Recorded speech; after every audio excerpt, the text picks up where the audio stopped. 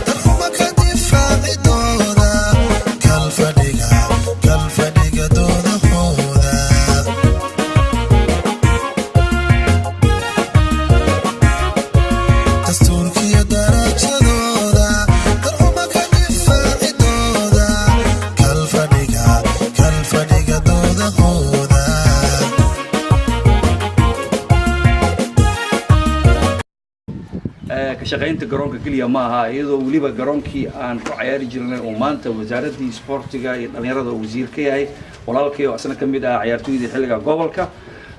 wasiir Cabdiqani Cabdullaahi Hiloole aan uga mahad celinaa casuumaadda uu nagu fidiyay inaan ka shaqeyno garoonkii aan ku soo baranay garoonkii aan ku matalnay gobolka waxaan rajayn doonaa in hawsha intaan kasii badan doonto waxaan abiil u dirayaa dadweynaha ku nool maamul goboleedka Hirshabelle waxaan kula dardaarmahay inay ka faa'iideystaan khibradda iyo aqoonta walaalkay wasiir Cabdiqani Cabdullaahi Hiloole oo waxaan aad ugu taaniyay maanta hawsha ka socota garoonka aan ku soo wax baranay xilli hore 82 ilaa iyo dawladii dhexe ee burburto waxaan mahad gaar leh wasiirka sportiga Cabdiqani oo maanta aan hawshan la qabanay anagoo u soo ururka dhalinyarada iyo dadweynaha xaafadda oo la qabtaan hawsha mawduucan maanta u joogno xaaqidii garoonka kubadda koleyga wuxuu ka yimid wasaaradda iyo asxaabteeda haddaan dhaho asxaabteeda waa dadka garbeeyga taagan oo Saciid Hagar iyo Yuusuf Ibraahim oo ah dad aan garoonkan ku wada ciyaarnay kaalinta labaadna aan ka galnay ciyaarihii gobolada ee Soomaaliya runtiina waxaan istusnay in aan soo celinno sharaftii ay lahayd kubadda koleyga Jowhar oo aan hadda caasimadda aan joogno runtiina barnaamijkan horumarinta Hirshabelle waxaan ka wada suubin doonaa gobolka inta uu ka koobno kuma eka magaalada Jowhar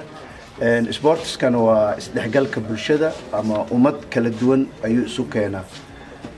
Yuusuf iyo Saciid oo garbeeyga taagan ninkan Faarax waa ni jaamac waa ninkan Cali waa laakiin waxa isku keenay oo walaaleeyay waa sportska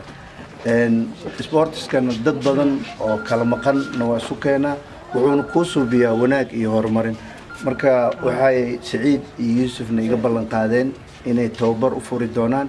dhalinyarada ku sugan magaalada Jowhar si loo dhiso technicalkooda ama kubaddooda ama skillska insha Allah waxaan ka bilaabi doonaa mini basketball ilaa dadka ugu waaweyn barnaamijkaana mid maanta ku eg ma ahan waa barnaamij aan ku subsan doono laamiyada magaalada nalalka isbitaalada wax kasta laakiin waxa ugu horeeyay oo suubiyay ama maanta hirgeliyay hore u maray Hirshabelle waa wasaaradda dhalinyarada iyo sportska